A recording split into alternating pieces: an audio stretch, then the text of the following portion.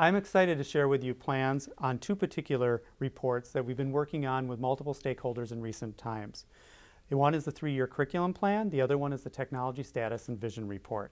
I think you'll find both of these documents are a wonderful vision for our students in the 21st century. What makes up the curriculum plan? The curriculum plan is modeled after the school growth plans, which each school has created this year, and has the following 4 parts. The first part is the student description profile. The student description profile talks about what our student demographics are. It's important for us to know the students and the communities we serve before we go ahead setting goals. The next part of the plan is the strengths and needs section of the plan. The strengths and needs sections use a SWOT analysis where we looked at our strengths, our weaknesses, along with the opportunities and threats to our district when it comes to the curriculum area. The next section is the 6 curriculum goals. The 6 curriculum goals are organized around curriculum, assessment, technology, budget, standards, and literacy. Along with those 6 categories are 12 goals, which will be refined in the near future, but I want to point out that they're not new in direction, but simply building upon some key foundational documents of the last 3 years. This visual shows the 3-year plan and how it was developed. Key initiatives and documents, which I call the foundational documents, led to this plan. The first one is the 3 district goals, followed by the literacy action plan. That followed with the think tank work from last year, where over 40 staff members worked on refining 5 commitment areas. Those 5 commitment areas have shaped our staff development this year. Finally, this year with the 6 building growth plans, we were able to establish a 3-year curriculum plan. This next visual shows the 12 goals in greater depth. These goals were designed to focus the organization and our attention so that we're conscious of the resources that are available so that we can organize our time and our abilities effectively. In other words, working smarter, not harder. Each of these are connected to the goals that I mentioned, from the high accountability and communication of what we expect in teaching using BYLC, our curriculum management system, to the high quality universal instruction we must have in order to declare our school response to intervention readiness with the new state rules on students with learning disabilities. The goals that we include that communicate about how our students achieve, such as our report cards. What we know our students must know to be successful beyond our school system through the school readiness standards and such products as the ACT college readiness tests. The goals that we have to judge our success in both student achievement and in literacy, numeracy, science, social studies, and other content areas. How we also work with the financial resources we have as good stewards of technology purchases, resources, and adult learning.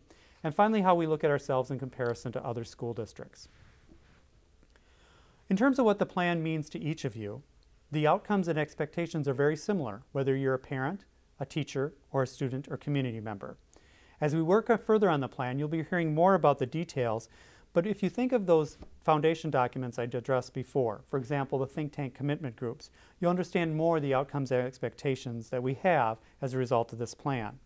This plan is meant to eliminate the what next guessing that happens so often so that we can focus our goals and our energy on what we know already makes us a destination district and allows us to care for students deeply so that they can achieve their fullest.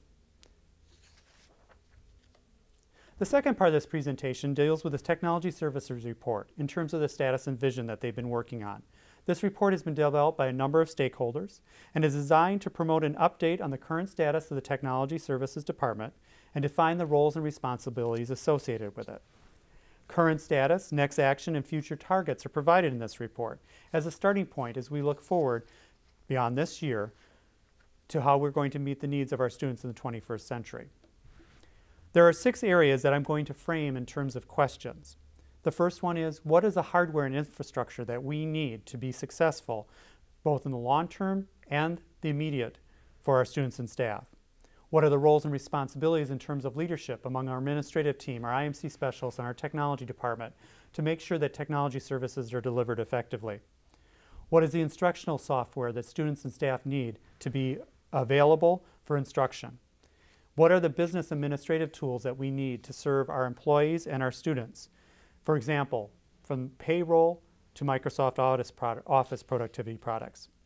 What are the staff development needs that we have and must make sure are in place as we look forward to a world in which we no longer have MTSD workshops for technology training. And finally, what assistive technology do we need to have available and in place for our special needs students so they can access learning just as any other student in our classroom can? In terms of vision pieces, the three primary areas have evolved: procedures and processes, training and support, and standardization and common expectations. We need to have a hardware replacement cycle in place that makes sure that all of our students have the most up-to-date resources available to them. No longer can we think of elementary students as having our oldest equipment. Instead, in today's world, all students have to have access to the equipment. And in fact, as many of you have heard me say in the past, we no longer have the students go to the technology must go to the students. Secondly, we must know and manage our software carefully. We need to have systems in place and protocol for selection of software that goes through a building process in which we decide what we need to meet the student expectations and curricular needs of our district, along with being responsible to the fiscal needs that associate with this.